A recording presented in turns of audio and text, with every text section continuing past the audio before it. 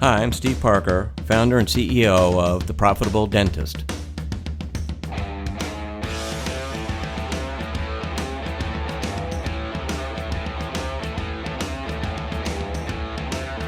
And I'm Kadi, founder and CEO of Next Level Practice.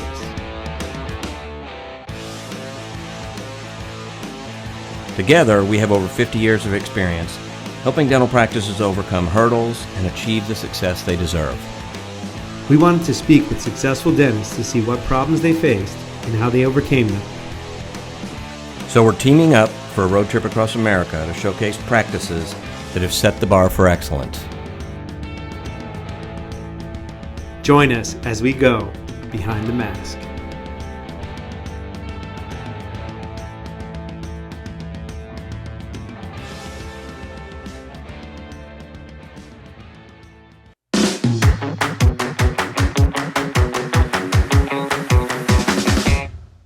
Our second stop in the Big Apple brings us to the Midtown Manhattan practice of Dr. Reid Winick and Wellness Practitioner Tammy Kohlschmidt. Midtown was known for its no-nonsense atmosphere where power brokers took power lunches and health and well-being were an afterthought. Recently, the wellness boom has taken New York by storm. Nowadays, the streets of Midtown are lined with yoga and spin studios as far as the eye can see. Liquid lunches have turned from martinis to smoothies, and Dr. Reid Winick and Tammy have played a major role in this transformation. Their practice, Dentistry for Health NYC, was one of the first holistic dental facilities in the city. Introducing their innovative approach to dentistry was quite a challenge in itself, but finding and assembling the perfect team to fulfill their vision proved even greater. By building a team of like-minded, forward-thinking professionals, the public now craves their holistic approach. Dentistry for Health NYC has therefore become one of the most successful practices in all of New York City. Today, we're going to hear their extraordinary journey and how they have holistically handled their hurdles to building a highly progressive, world-class dental practice. So you ever think you'd be on a bike in New York City, Steve? Whoa, not at all. Man, I may not be now. You're amazing. I have never gone to a dental office on a bike. Oh man, but you might not. She might not go either. You almost got her. But I mean, we've gone all around the country, but this is pretty special, right? It really is. And you know, we talked before about dental offices and how unique they are. And, you know, it might be a little office out in the cornfield, surrounded by cows. Absolutely. And it might be, you know, an office in a high-rise in New York City off Park Avenue. So, you know, for me, that's the really cool part of what we're doing, is getting to see every unique practice as unique as the practice owner. So I'm excited about today. And I love, like, the concept of behind the mask, you know, making it more of a reality show, getting behind the scenes, telling the truth, being genuine, transparent, authentic, talking about the journey that these docs go on. And then what I think is, what we're hearing feedback on is the viewers really enjoy like talking about real things that happen in everyday office. And today we're going to be talking to Reid Winick and Tammy. And this guy is, you know, this is not a low rent district here. Yeah, we're at Park Avenue in 56. Right. So you really, you know, inner city, high rent, big practice, and this is going to be why your team hates you, Steve. Why your team hates you. Why your team hates you. So that is not a, that's a good title. That's an amazing thing for, I think, any dentist who's listening who has gone through it. Yeah. I don't think there's a practice owner out there who hasn't gone home and thought, why does my team hate me? Yeah. You know, and then what do I do about it? So. Yeah, and you know, when we work with CEOs, we have the CEO course, and it's what's the vision of the practice? What is the culture of the practice, and what is the solvency of the practice? Yeah. One of the things we know, that culture is senior to vision and solvency. You can't get your meaningful purpose of your practice to be generated if your team's not on board. You can't make money, you can't be solvent if your team's not on board, because you can't implement sustainable change. We're going to talk about that and what has happened in one quick year of the work that Reid's been doing. Yeah, I think anybody who watches this can identify with exactly the topic and exactly what he's going through. You ready to do it? Absolutely. We're back. Let's do it.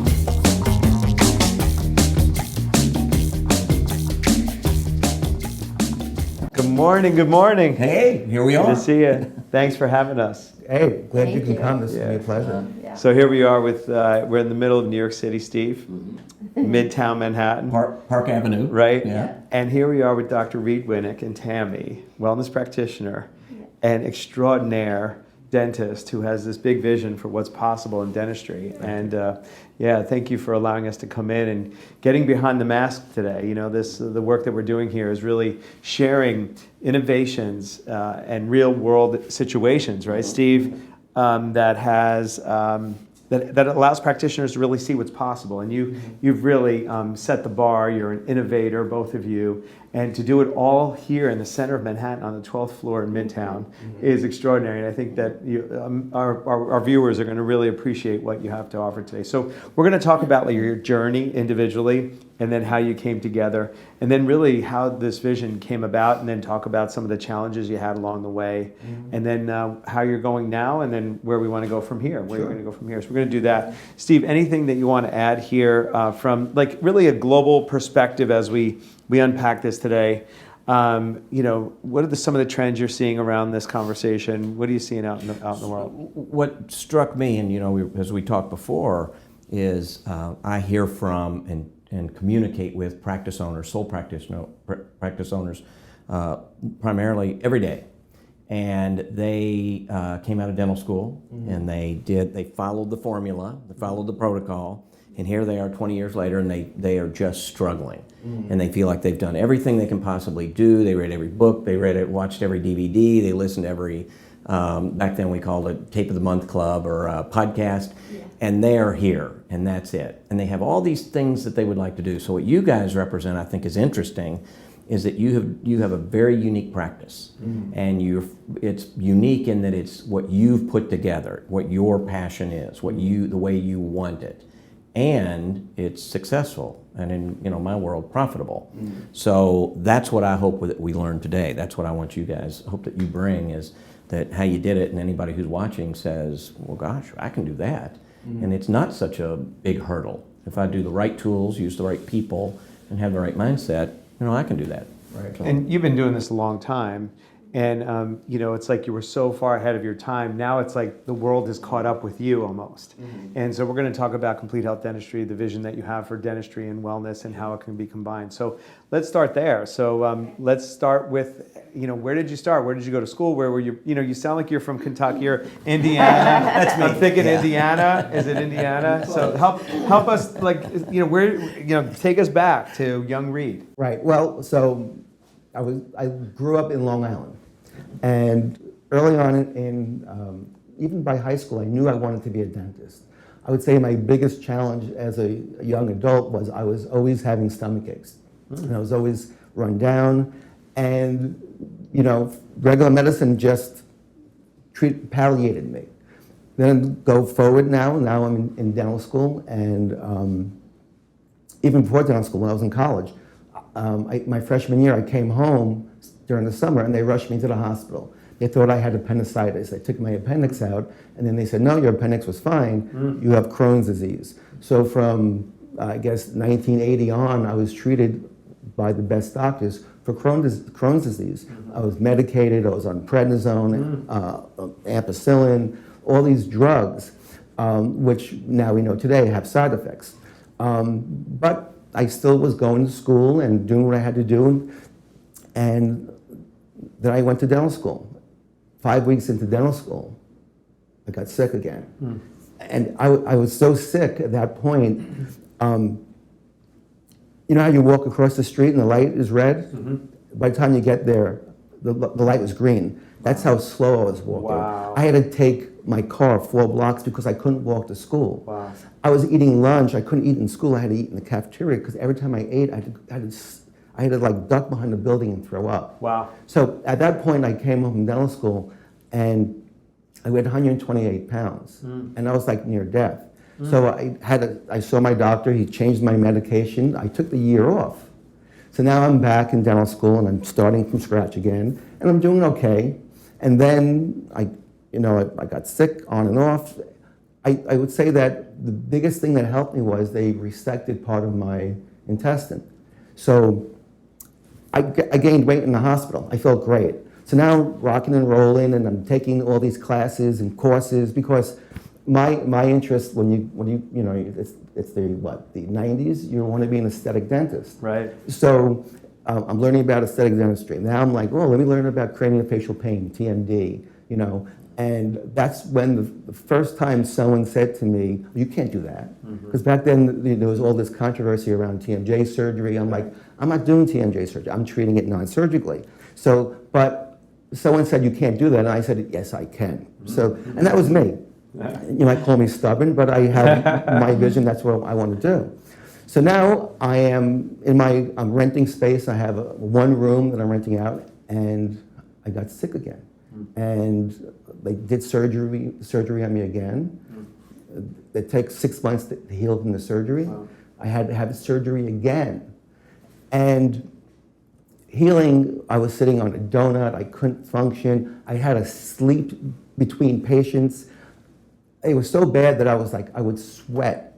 And you know, you have perspiration, but my entire shirt was wet. Wow. And I would go to my doctor, and no fault of his, he was doing his best, but he would say, well, change your deodorant. I'm like, no, there's something going on here. You're sick. I had to put a towel around my pillow because it would be sopping wet from sweating at night when I was sleeping. So finally, so after the second surgery, I'm like, I'm feeling better. Let me go back to my craniofacial pain conferences. Right before that, the symptoms come back again. And I go to my doctor, and he's like, well, you have two choices. We can do surgery again, but now you'll have to wear a diaper. Or we can put you on, back then with 6-MP, like a kidney dialysis medication. We're testing that. We'll see how you do with that.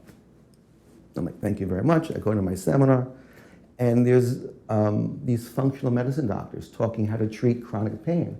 And they bring up Crohn's disease. And they say people who have Crohn's disease have a sensitivity to gluten. And I'm like, what's gluten? So I say to my wife, this is what I've learned. She's like, okay, we can do this. You know, I didn't know what gluten was. You know, I walk into, she was with me at this trip, and I walk up eating a pretzel. She's like, what are you doing? I go, that's gluten. I'm like, oh, I didn't know. This is back in the 90s. Yeah. Who knew what gluten was, you know?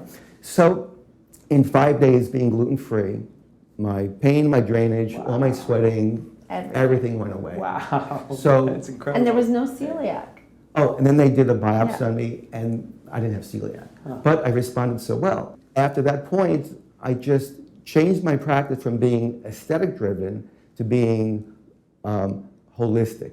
And from being, like, the best dentistry is really no dentistry. So I could, in good conscience, put laminates and crowns and porcelain, because people have allergies to who knows what. And I just stopped, you know?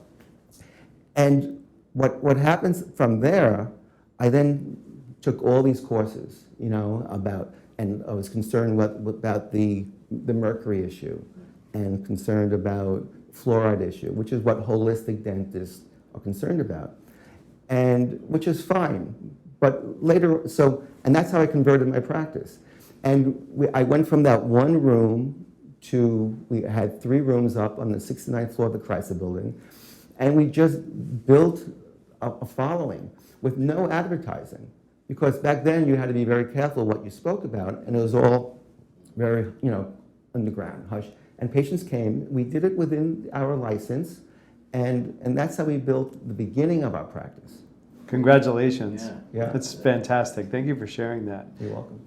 Tammy, Yeah. let's talk about your journey to this place, and then bring us to the moment when you guys connected. Oh, that's a good one. Yep. So I also have a sick story. From birth to about age 20, I was on chronic antibiotics and steroids, literally for 20 years. Wow. So my gut was shot. I had severe asthma, eczema, pneumonia at least 6 times, bronchitis, I mean, you name it.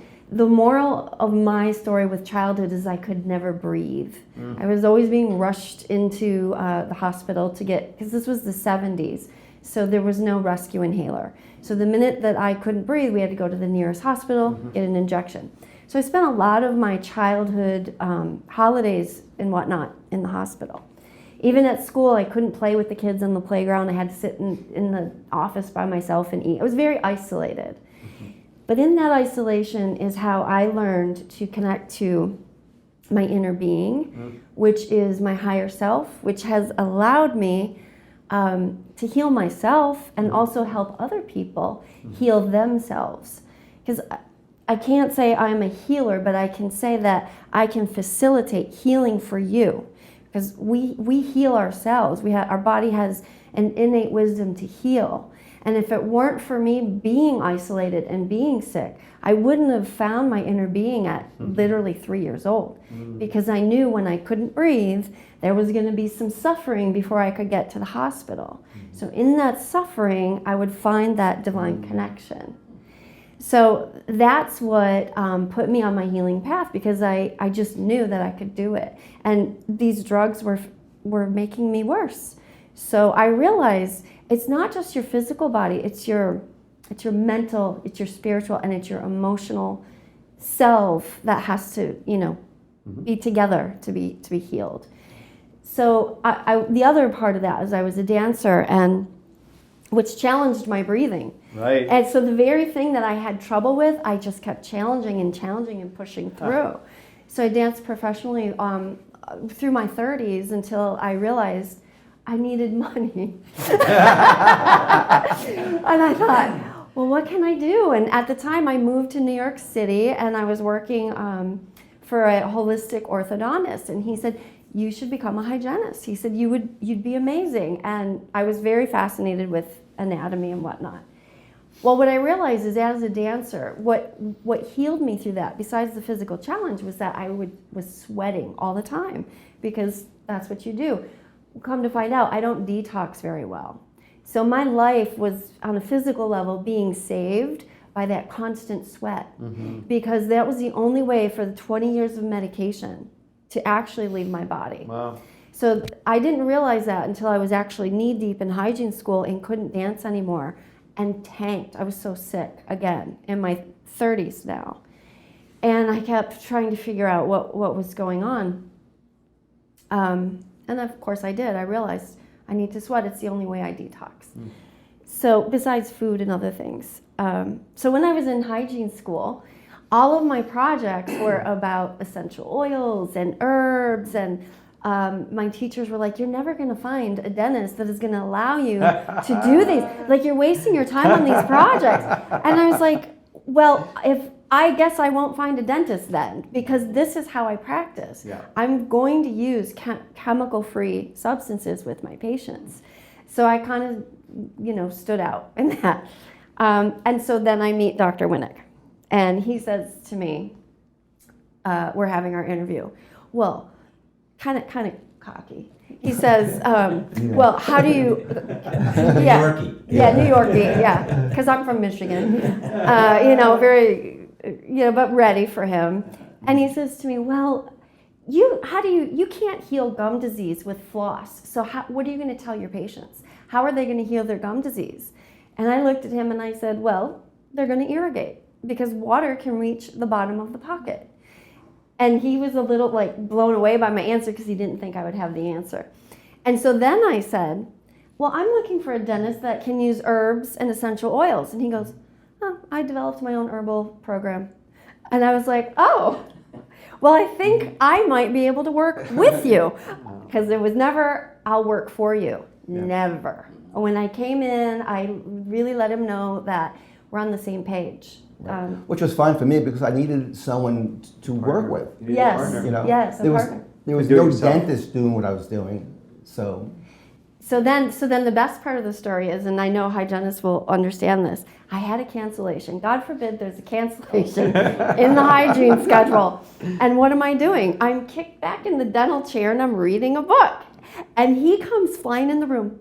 What are you reading? What are you doing? Because he knew I had a cancellation. I said, well, hygiene is just a springboard for me. I said, this is what I need to be doing. I'm studying my energy healing, because I know that with my ability to hear voices and see visions and get into a person's subconscious, that's really what I need to be doing.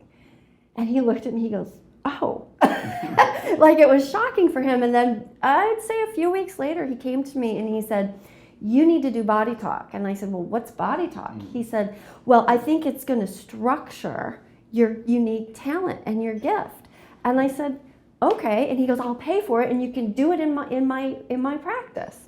And I was thrilled because I had no money. I was coming out of college. I was sick. He didn't know I was sick. I'm able to cover that stuff up really well. So at the time, he didn't know how much I was suffering. And so when he said he was going to pay for me to go into body talk, I thought, this is it. This is my way out. And I'll be my best patient because I'll start to use body talk on myself. And that's what I did. Yeah, I didn't know she was sick and she didn't know I was crazy. Right, Yeah. so sick and crazy is always good. Yes. Perfect partnership. Yeah, you Yes. bring that together, it's perfect. Yeah. Let's just define body talk for the viewer, because I think it's Okay. really important that they understand what that is. I'll give you my quick definition. Then Yeah, she please. can go. It's my secret weapon. Okay. Go on. All right, good. Thank you for that. Tammy? So body talk is an actual study. Anyone can learn to do it. You don't have to be, psychic or a healer. It's a structure and a framework for you to tap into the hidden messages within your body. So, we have our physical body, we have our mental, we have our emotional, and we have our spiritual bodies, our etheric field. Body talk allows you to tap into those fields and see where your being needs healing. And when you do body talk, I'm the facilitator. In other words, I can give you the messages that you may not be able to hear or feel. And then your innate wisdom kicks in and your body starts to heal. So it's a very special way of tapping into yourself. Yep, I love it. It's it's the belief that the body can heal itself if it's unlocked in a certain way. And it's, Steve's wife is like big on food as medicine as well. Yes. So it's like really, and this is what I love about the conversation. The word holistic is often misunderstood, I believe. And what I think is, like, I use the word complete health dentistry. Right. That's the word that I use. Sure. The word complete for me is has integrity, meaning it's like whole and complete. Everything is there. And you just have to move the things out that are not appropriate and move the things in that need to be there, right? Just generally, right? What I love about what you're doing here is not just the body, but the environment that you hold here. And I think we need to really unfold that a little bit more, because it's almost like what do you call those, Matryoshka dolls, Matryoshka? The big doll and the little doll and little doll. What I love, I almost get that visual as we were taking a tour of your practice. It's like, what is the housing of the space that you hold? We just talked about your journey here, but there's it goes way beyond that. So can you talk a little bit about how you've really, I think people need to know the facility, right, Steve? I mean, are you impressed by this? Yes. There's a, I say vibe, Let's use vibe. I like vibe. I'm a boomer, so it's a vibe. But the feeling and you feel, I said a while ago, I feel calm just sitting here. It is. It is. It really is. Yeah. Well, before we moved into this space, we built our community when we were in the Chrysler Building, which was a great jumping stone. Everything, it takes time, and you have to move slowly so you can hone your vision. Yeah. So now we have all these patients who are very sensitive, or very health conscious. So we needed to work in a space that supported that, for myself, for Tammy, and for the rest of the team.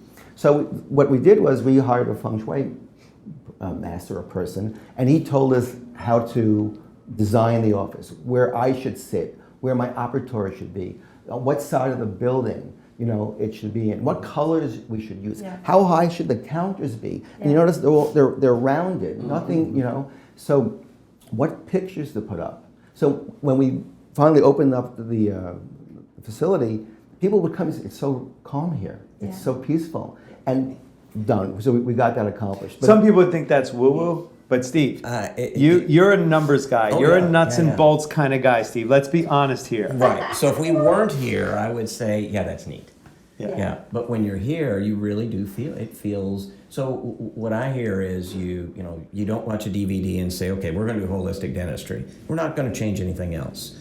You really live it, believe it. It's in the fiber. It's in the DNA of everything you do here. It goes back to my experience. Yes. Right? You can't take that away from me. Now what's next? But now you have a differentiation. Right. and you have trust. You know, the 5 steps of marketing, I just want to review those. I think it's good for the viewer right now. Yeah. First, they have to become aware of you. When you did that in the Chrysler building, people became aware. You'll increase your marketing because you're different. Like, it's dramatically different, right? And a lot of people, I always ask them, Steve, I go, is it better to be better or is it better to be different? Yeah. Yeah. Everybody thinks it's better to be better, but you can't sense that. Better has a definition.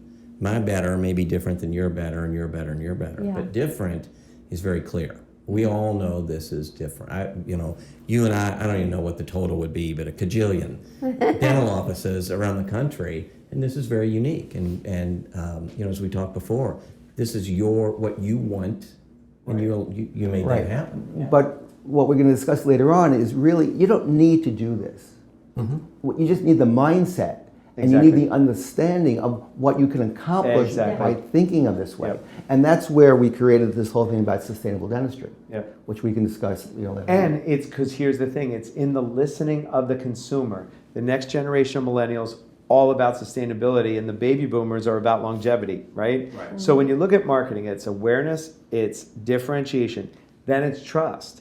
You're trusted because of the promises you make, the science-backed information you have, and some people are going to believe it and some people are not, but you do have the science behind your work and you deliver it every day and you're living it. Right. So for me, that's always the biggest evidence. People say, Gary, how do I know what you're doing works? I know because I use it for myself and I've seen it 6,000 times that I know of. And then you go from trust, then you go from registration, which is the commitment part of the marketing. If people don't commit to show up, commit to be here, and you have that. And then the last is having ambassadors. Mm-hmm. And you don't need a whole lot of expensive marketing when, Steve, you're telling people about, the work they do here. And, I've sent 5-6 people here already just because of knowing who you are, what you stand for. People always ask me, you live in New York, who do I go see? Right? And it's like, that's what happens, right? Thank you for that. What's that? Thank you for that. Oh, it's easy to do because I believe what you believe. And see, in today's marketing, old school marketing, here we're great, you should do this. New school marketing, it's feminine based, not masculine based. Masculine based is marketing force. Yes. Feminine based marketing is attraction based marketing, which is you'll listen to ads now, they all say we believe. We believe this, we believe that, we believe this. And the listener's going, I believe what he believes or I believe what she believes, therefore I'm going to go do business with them. Right. Yeah. And it makes it easy for us because when a patient comes in, I don't have to teach them about the oral systemic connection. Exactly. They're already there. Right. And the thing about that is a lot of people out there, Steve, you see this all the time, they're putting out Groupons and they want to be a complete health dentist. Mm-hmm. Right. And they're putting Groupon out and they're getting price people and they have no clue. None. It's the mismatch. So I think I just wanted to, I like to step back for a second and just bring out what you actually have here. So I think that's really important. So you came together. You're both feisty. You're both you're both got because you got to have a little piss and vinegar in you to do this, and you got to be bold enough to go. I'm badass enough to you can bleep that if you want, or not. Ryan says keep it. But it's you gotta have some we're gonna do this. Yes. And you got to be bold and you're courageous and bold. And when you did it was unheard of. Now, I think Steve. You're gonna see there's more of look, when you walk in New York, green juice, yoga mats. Yes. I go to Mindful. We were talking about meditation. There's all these boutique places that you can go to and get care and health and wellness, but you can't do it in a dental practice. I mean, the way you do it. So. What do you think you want to add? You want to add anything here? You have any questions for them right here? Again, I look at sort of the big picture. I'm the guy who's stepping back here observing. Gary's, neck deep in what you guys do. What I see is just as somebody watching in the audience that says, again, that's really neat, but I can't do that where I live. You're really an example of you can do anything you want to do. Mm-hmm. And you're right. I mean, they were doing this at a time when, you just couldn't do it or you're going to go out of business. And I think your belief is the interesting part. Mm-hmm. So whatever version of passion that somebody has that's watching, they don't have to believe what you believe here, but you prove that you can do really anything with your practice as a sole practitioner. So now we know how you came together. What a great journey and a great story. And now that's why you came together. Yeah. Right? And now let's talk about what you're actually delivering here. Like, explain that to us. Okay, well, so as we discussed earlier, I was labeled as this holistic dentist. And the problem I had with holistic dentistry, they were limited in what they were doing. They're expanding now a little bit, but their prime focus was mercury and fluoride. But they're in the back room drinking Cokes, which doesn't really resonate with really being healthy. Right. So I looked at what helped me. Right. I looked at my past illnesses, and basically medicine was treating me like a machine. They were cutting out body parts and waiting for something good to happen. Where you really need to look at us, we're organisms. You need to give us the right water, the right nutrients, and all these other things to support health. So that's why we went from holistic, now we're sustainable. And the beautiful thing about oral systemic dentistry is it's mainstream. It's not a holistic deal. So you can Google it and get articles and research. This is in regular mainstream medicine. We're just waiting for them to catch up. Some are, some aren't. So that's one of the challenges, But this sustainable approach to wellness. So when I see a patient, I always say to them, "Oh, you're not drinking enough water. You are drinking enough water." And they say, "How do you know?" I say, "Because I'm a gardener, and you're just a tree." And they're like, "What do you mean?" I'm like, "Well, basically, we all came from this earth. We all have the same elements in our bodies as nature does. So basically, we all follow the same rules of nature that govern our forests or our plants. So if you look at a tree, what makes a tree strong? It's their root system. You want good, strong roots, right? So what's our root system? Our intestines. So when a patient first goes to a functional medicine doctor, what do they talk about? We got to get your digestion going. You got to get your bowels movement. We need to get good flora in your intestines, your root system. Now you look at a tree. Well, how does a tree stay healthy? Well, you give them good fertilizer. You give them good food, healthy food. Great. What happens if there's acid rain? Well, we know acid rain is too acidic for the trees. Trees don't survive well. What if we're too acidic? Our body breaks down. So you can see a tree needs oxygen. We need oxygen. A tree needs to be hugged. We need to be hugged. You could just go forever. Now, look at a tree when you have the leaves, right? And the tree might be failing, and usually the first thing you see on a tree that's failing is the top of the tree, the branches start to brown and get old. Well, our leaves are our teeth. So if I see a patient that come in and they have cavities or they've got periodontal disease, I'm like, ooh, we have a problem with our leaves.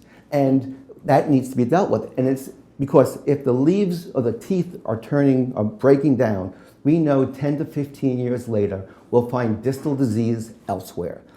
If you have a plant in your room and the real leaves turn brown, right. What do? You take the leaf off, pluck the leaf, and did you really help the vitality of that plant? No. So if a patient comes in and their teeth are failing, you pull the teeth out. Well, did you help the vitality of that person? No. So our goal, right, is to understand this whole sustainable principle, and then when we see a patient, sure, first of all, we try to save most teeth. We hardly do gum surgery. You put together sustainable principles, the body will heal itself. And you then have your network of people to support that. And that's what we do. That's why we brought thermography in. Because as a hygienist, we're looking at inflammation all day. And the question I would always have is, if their mouth is this inflamed, what's going on in the rest of their body? Because it's not just the mouth. We're just lucky that we can actually open it and see it. We can't see into the body. So we brought thermal imaging in so that we could actually do full body scans and see where the inflammatory pathways are. And also look at the body as a flow system, the blood flow, lymphatic flow, nerve flow, digestion, hormones, all of those things tell you how well you're functioning. So it just all started to come together. quickly, right? We were scrambling to get it all done. But here's the key, because first of all, the fact that we're on the same floor, I can pass her in the hallway and she'll see one of my patients or vice versa. I go, what do you got? Yeah. What's up? Yes. Where are we going? And it's quick. Yep. Can you do that all the time with other practitioners? No. Yep. But you're on the phone with them. They pick up and they say, this is what I'm doing. Okay, fine. And they sent you there for that reason, so they're aligned with that. Yeah, so I think I want to step, that's insane, by the way. That's pretty incredible, right? I'm learning something by the minute, yeah. And what's really interesting here is for you have such a unique position and a global position that fits inside a container. So I want to distinguish something that is important for the viewer, which is context. The container that holds this practice is one that stands for sustainability, right? Yeah. It's the container that holds it. Right. Therefore, you're going to put thermography in here. It fits inside of that, and it fits inside of this energy, right? So we talked about the big doll, which is the container that holds the whole mindset, dolls. Right? And then the smaller dolls that have you have supplements out in your reception area, right? Yep. So you're supplementing, you're doing energy work, you're doing thermography, right? So it really all fits inside of this bubble, right? Mm-hmm. And I think that's important for people that are watching this. That I call it complete health dentistry, fits inside, and it's a delivery system, and your version is this. They might have a different version, like the group that we saw in Central Ohio, right? Cardiologist and dentist under one roof. Interdisciplinary collaboration under one roof, right? Yeah. Solvently working, right? And everybody has their different position. And I think that's what's important today. There's no one size fits all, because your journey took you to this place. Yes. Right? And their journey took them to that place. And I think it's really important that you can actually create any collaboration that you believe in that works, right? Whatever you're most comfortable with, because we have Tammy doing her work, right? And a big part, I see a patient and I just can talk to them, because our consult is an hour. 15 minutes probably teeth, 45 minutes what's going on, why are you here, life. What are your struggles? And it could be physical, it could be emotional. I'm like, maybe you should try body talk, because it'll tap into that emotional component. And she's really undermining what she does. She can have can have a patient, and she's writing his business plan, and she's got no business background. She's saying words, she doesn't even know the meaning of it. Okay, this is what she does. I have a little ache and pain. I say, here's my deal, and she's like, okay, just do this, and you're good. My secret weapon. Okay, but we also have, being in New York, one of the great things about being in New York, we have 3 cardiologists that we can go to, 3 naturopaths. We have body worker who works here, who has a special talent. We have other body workers outside the city. And we never step on somebody's toes. You have to be very respectful of where they came from and work within those confines. But the key to being successful in this type of practice, and it's even like a regular oral systemic dentist, you need to know what your cardiologist is doing and thinking, and the diabetic doctor. Because if they're talking about, it's traditional diabetic diet, that's not going to work. Right. So you need to be able to be a stand for your patients and say, I know you see this diabetic counselor, but I think you might have more success with this person. Yep. And that's where the education comes in. Yep. And this is the biggest challenge for dentists. They think that medical practitioners don't want to partner with them, or they're less than these medical practitioners. And it's when you don't want to go to end-stage disease cardiologist and talk prevention. No. And that's why this whole conversation has just been manifested in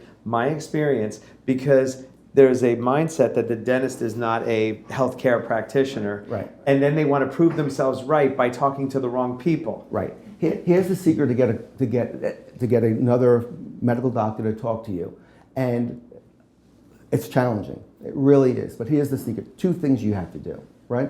Well, maybe 3 things. First thing is you ask your patient, is it okay if I send your doctor information? Yep, for sure. Get permission. The second thing is you have a new doctor and you like what he does. Yep. get on the phone with him, and before you get on the phone with him, inundate him with patients. Yep. So if he's a cardiologist, Exactly. just keep sending him patients. 'Cause one day he's going to say, "Who referred him?" Oh, Dr. Winick. What is this guy doing that he keeps referring? Now I'm calling because I want to discuss our mutual patient. Very He's good. on the phone. Yep. And now you develop that relationship. Yep. And now, but the relationship isn't about you sending me patients. The relationship is about what can I do to help you Yes, very good. support your patients. Well, it's 51-49. All the relationships I have, I always go, I want to have 51% more energy, and therefore it's like there's always that, like, you're giving to me more than I'm giving away to you. The last one, I'm going to give you number 3, which I've learned the hard way, which is you go to practitioners that are looking for new patients. Mm-hmm. So you have your concierge medicine, you have your nurse practitioners are amazing. They're because see, they get elevated when they work with a dentist. Right. You know, some doctors are just too busy and he's just a dentist.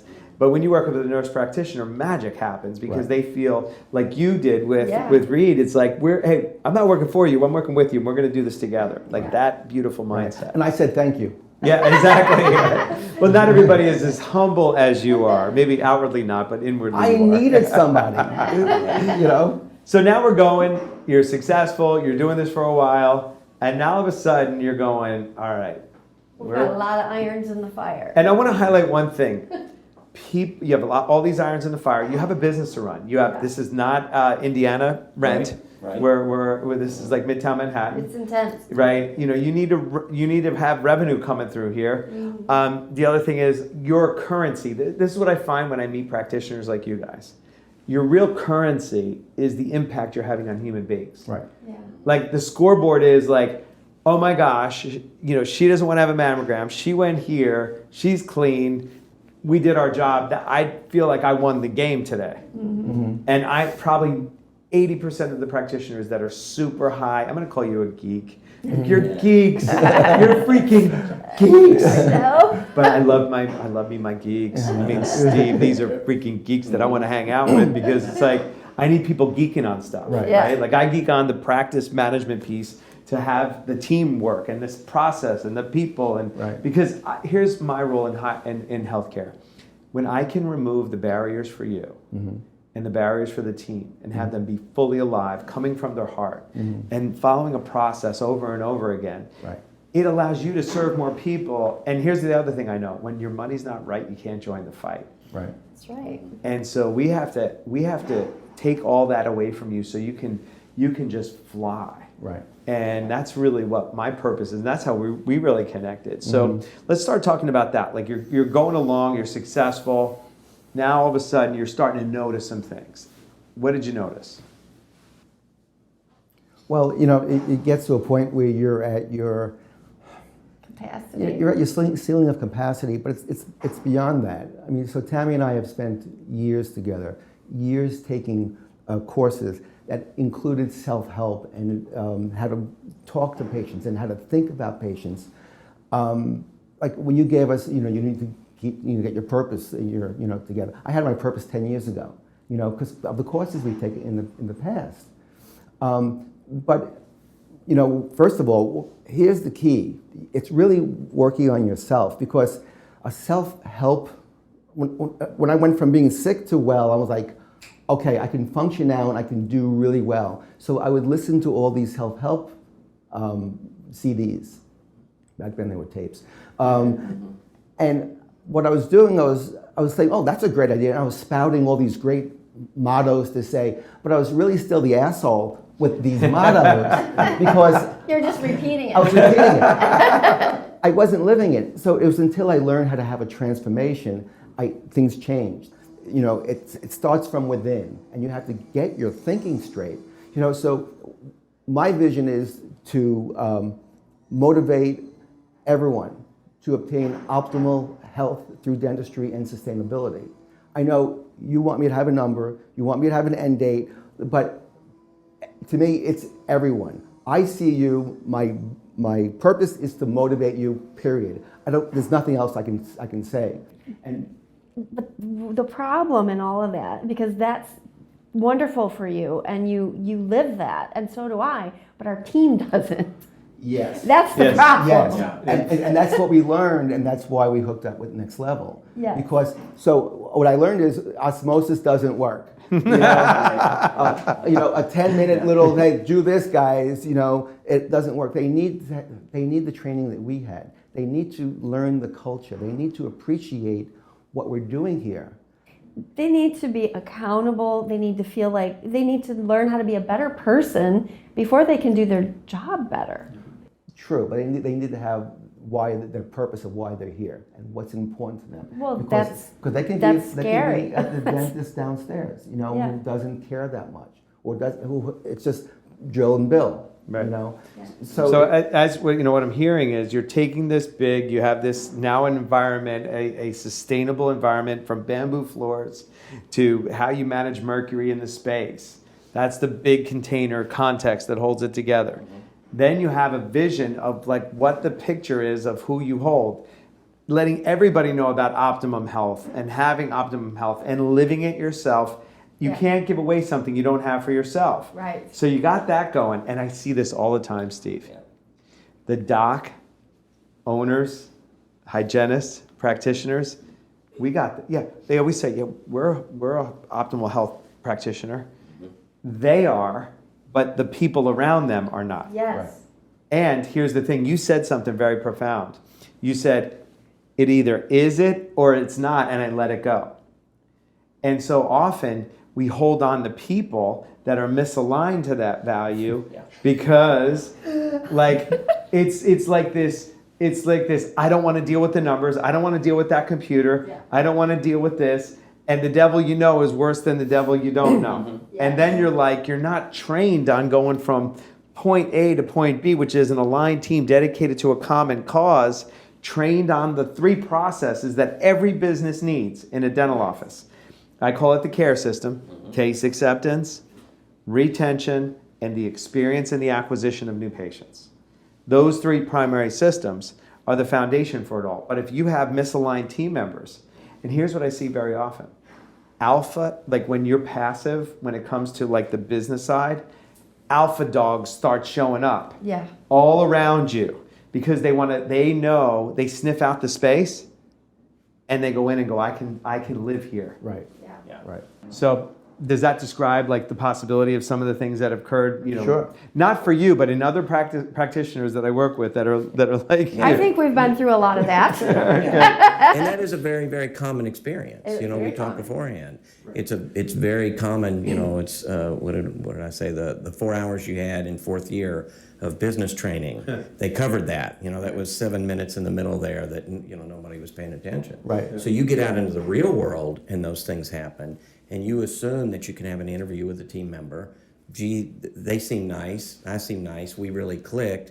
Bam, you're hired. Right. And suddenly it goes south the minute that you really need them to believe that. Or I remember what you said. They show up, they walk in, they got a Coke in there. I'm a believer, and they walk in with a Coke. Well, they should self-know that if the container is here, and then also the filter is like, we're here in New York, doormen.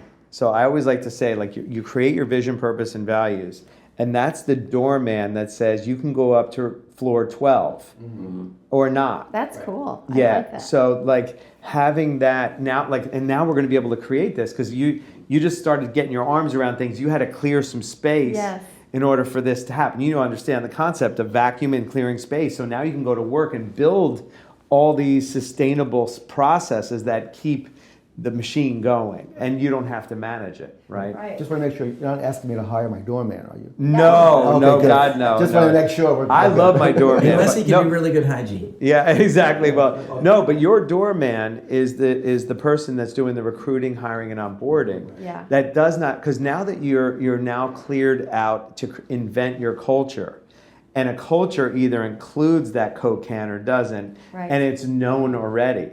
Like if you have to actually reprimand that, then that's a problem. That's a bad sign. Yeah. So that means that like that's a good manifestation of knowing that you have misaligned values on your team. Yeah. Right. Sure. So what we did in the year 1 is we did the line in the sand which says here's who we are. we take responsibility. It's a 5-step process. It's like you acknowledge who the people are. You say you're taking the responsibility for the space that you've allowed because you hired them and allowed them to be there. Then you say what got us to here isn't going to get us to be where we want to go. I'm asking you to join me in this new realm of thinking, which is going to be X, Y, and Z. Yeah. Do you agree? If you agree, this is the game we're playing. Right. And Steve, this is the biggest thing. You know, so often people come to me, and you know, our focus is all implementation. Right. Because look, you can have great ideas. You can watch DVDs and listen to podcasts. That's information. Information without implementation does not get people healed. Right. Right? And the bump into is if I don't have team members around me delivering my vision, it gets stuck. Sort of like the inflammation in the body. Like we do the thermography for the business and the team and see where things get stuck.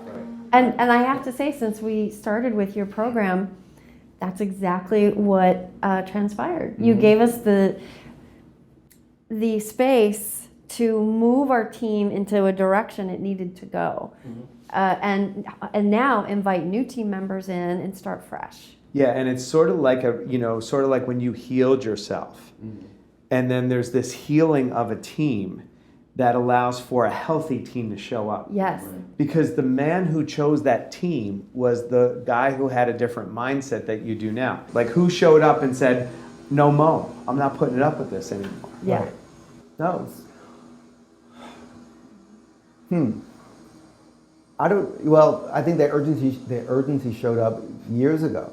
Yeah. When I went from being near death to healthy. Right. And I'm like, okay, this is the reason. So people say, oh, you must have been so upset you were sick or so mad at your doctor, for all these years. I'm like, no, he was doing his best, period. Right. But it got me to a place where I know I learned so much and I can help my other patients. Right. So that's where the urgency happened. But I'm not only helping I'm helping my family, my kids, my wife, and anyone else in my family who wants to listen. So the urgency happened years ago. I would say that, we're still on this path of urgency because every year something else comes up that we're learning. Like now we're learning about regenerative medicine and stem cells and exosomes and how can we apply them to our dental patients. Right. Hello? Yeah. There's no book to read. Right. There's no wave to ride. We're creating this wave. It. The way we did 25 years ago with the oral systemic. Right. So I'm like, we're still going strong, and I don't even look to see what's happening, when it's going to end. Right. So I think for me, I look at something, I create an idea, and I pass it on. I say, okay, let's do this. Yep. Let's do this.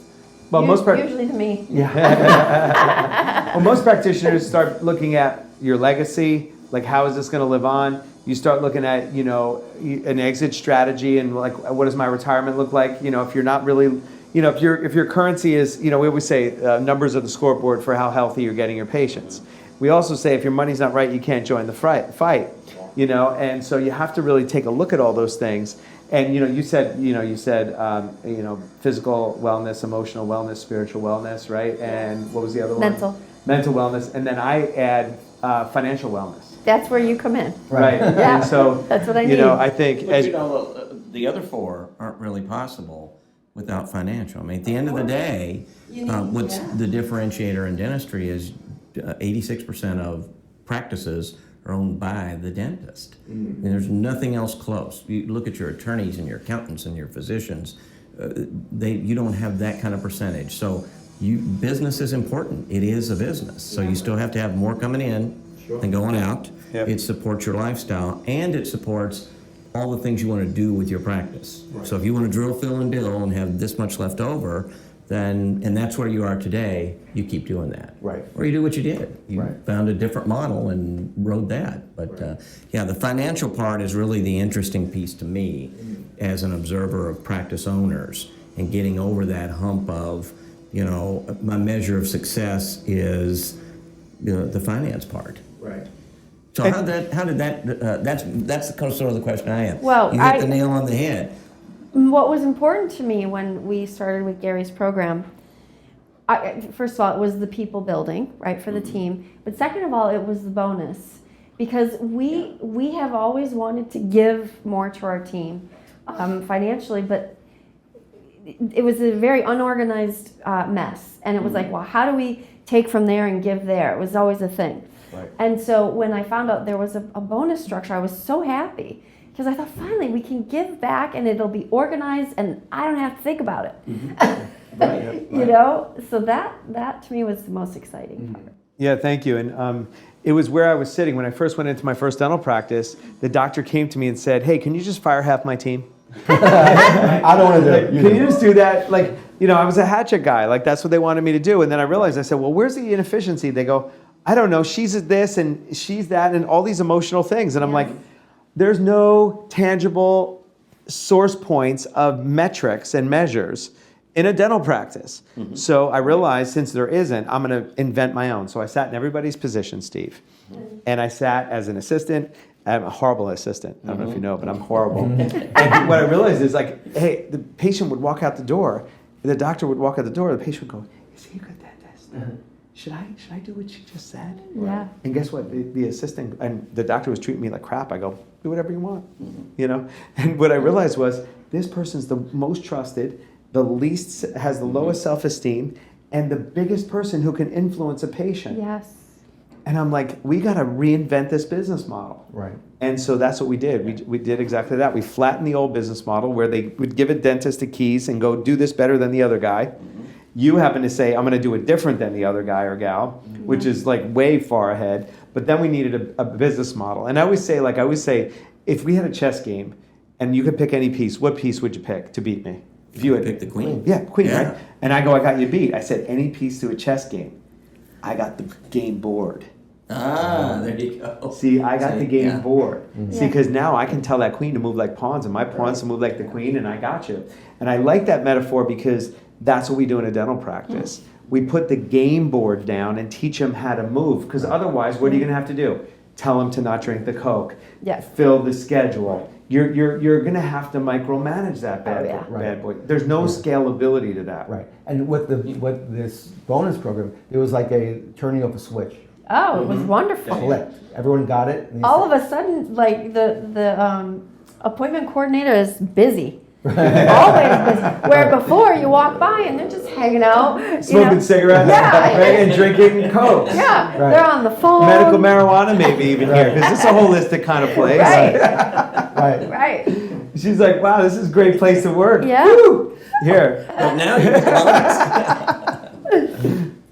Yeah, it's good. And here's what happens in a dental practice.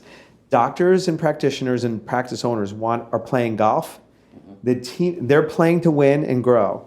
The team's playing over here on a football field. There's no hole. So you're trying to hit it into a hole on their playing field, and there's no hole there. Right. Yeah. And what the bonus system is called the triple win bonus. It's where the patient wins, because now the intention is on the purpose of the business. You got to help people get healthy. Without that doesn't work. Then the team wins, because once they do what they're expected to do, which is a number created from what you're saying you want to do annually, in the amount of time you want to do it, and then that tells us how much each practitioner has to do per day, and then we map that out over each person. Mm-hmm. So the appointment coordinator knows that to get you to 3, this is how much, and you're going to take 6 weeks off, this is how much Dr. Winick needs to do per day. This is how much Tammy needs to do per day. Right. And then you give them a Scooby snack, Steve. I always like Gary Scooby snacks. Right. I love the van with the thing flowing, and it's like feed them a Scooby snack, and they love it. Yeah. But the thing is, they don't pay Scooby snacks unless their expenses are covered. That's called the triple win. Right. So he and Tammy are only paying this out when the expenses are covered. And that's the mechanisms, because like you said, bonuses were all over, and it was on collections, and it was like there was no causation. Yeah. And this changes the paradigm, exactly how you beautifully described it. It takes them from being reactive and doing the least confronting things to being proactive, correlate with the golf game that you want them to play. Right. Game changer, Yep. right? Now we have the framework to build. So if we look at what you've done over the last year, and you've grown 17%, and congratulations. Because here's what I know about that. People's lives are better because you did that. Like my scoreboard is somebody came in and paid dollars to get your service. And you were able to do that. That's a big deal. What do you think the average is, and average growth in a practice right now? I think last year was about 6%. Yes, you're about triple the. Oh my goodness, that's great. You're triple the growth. But how's the quality of your life? Right. What's that like from last year to now? Oh, the same. The same. The same. You're the same. But I'm talking about going to work in here. All right, so let's look at the quality of, I'm talking about the quality of life of going to work every day. Oh, Well, listen, there's less pressure yes. in terms of getting bills paid on time. Yep. You know, so that's great. Yes. You know, when I open up my checking account every morning with my accountant, Yep. you know, it's always flush. It's not like, oh, we need to watch what's going on, you know. So Yes. it just gives me a lot more freedom to do what I need to do because I'm not worrying about cutting that corner. You know, the hygienist last week, they said, you know, we need 3 more cassette trays, perio trays, you know, for instruments because they're getting backed up in sterilizer. I'm like, and then I'm like, why? Because we're busier. I'm like, okay. Get them. Yeah. Right. You know, it's great. You know, so but that gives us also a chance to create more and go to the next level. Because now, what do we want to do? Right. You know, so listen, I can't say it's made me happier to come to work. I love coming to work. Anyway. I just love being here. You're a freak. I'm a freaking geek. That's perfect. Right.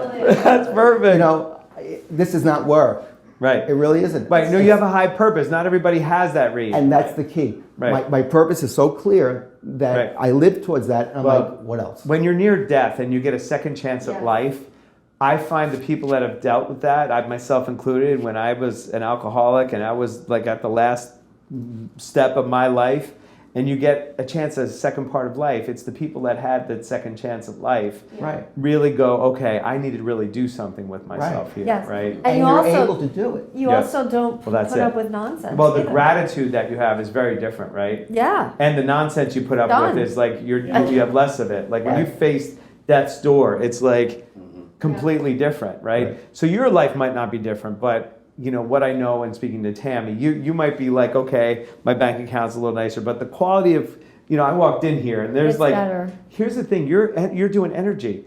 If there's friction between team members, Yes. you can feel that like a brick. Like Yes. it has palpability to it. And so, you know, when you get flows down where they're aligned with your philosophy Right. and they're accountable to a position, Right. the energy relaxes. That would make me happy too. Yes. Seeing that makes me happy. Knowing that like one of the assistants stepped up. When Right. the ninja stepped and now is controlling all these things. Yeah. You know, I'm like, They moved into a place of And- empowerment. Game changer. Big game changer. And that's what you experienced this year. And it translated into 17% of an increase. So congratulations. Thank you. You know, I really want to applaud you both. It's no small feat on what you've invented here. It's a model for the future that, like, It is. you were 20 years ahead of your time, right? Oh yeah. And- I think the cool thing is you're just at the beginning. You're at the, you know, even though you've come this long way, you're right. You're at the beginning of the journey. You realized you're the most expensive accountant you could have hired all those years. You know, so now that's behind you instead and moving Yeah. forward. It's very inspirational. I always like to leave these sessions because they're so. I was just so inside of our conversation today. I felt like I wasn't interviewing or just I felt like it was just like so inside something special, right? Oh yeah. Yeah, it was really cool. Just being here is something special. You can just feel it. And so I always like to end our sessions with like, what message would you like other practitioners to know? Tammy, we'll start with you. Like if you were just to say, hey, like this is what I want you to know. Well, what I realized for me is you have to come from your heart with whatever it is. You have to look at the fear, and you have to know that there are other people out there that can help you. You don't have to do it all on your own. Mm-hmm. You think you do, but once you realize that you don't, and you can just open up your gateway and watch those people come towards you. That's I guess my message. Nice. You don't have to Yes. be alone with it. That's great. And it's like what I'm hearing is like it's strength to ask for help. Oh, It is. Yeah, absolutely. Yeah. It's not a weakness, you know, No. it's like a strength. Don't be afraid to invite people in who can do what you, and it's not that you can't do it. It's not that you're not a great accountant. But why are you being an accountant? Yeah. You went to dental school. Right. And incrementally over the years, it just happened that way. You might have gone 20 more years and never thought of it, and still be doing your books, and still wonder why you're struggling. So making that change, courage is the right word. Yeah. It takes courage to say, I shouldn't be doing my books. Let somebody else do it, Right. and then now I'm freed up to do what I really, really want to do. And you do have to find somebody else to do that. Yeah. For sure. Yeah, Yeah. that's very cool.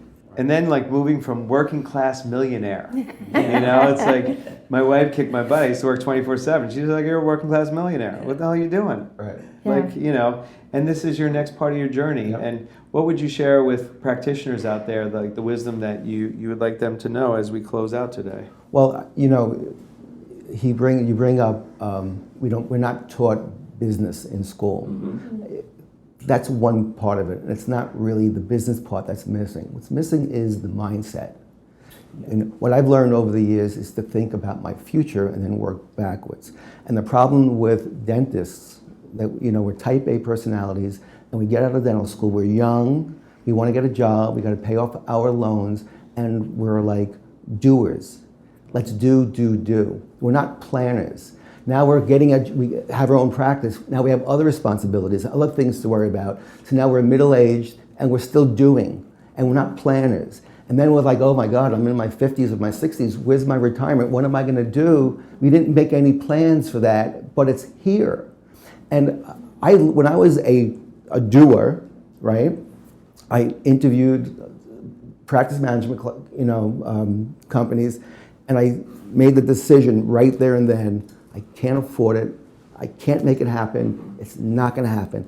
And I look back and I said, what the hell did I do? If I would have hired this company from day one, my entire life today would be different. You know. So my advice to the young dentist is give up your Starbucks and become a planner. Look what you want to accomplish next year, which is what big businesses do. A big business looks at what's our revenue going to be, and then they charge and they worry the expenses. We do the opposite. We charge and then we say what's left over for me. Right. It's backwards of what businesses do. So be a doer. Be a planner as a young dentist and start a next level. Start with them. Yeah. They have programs. I'm sure you can start easy.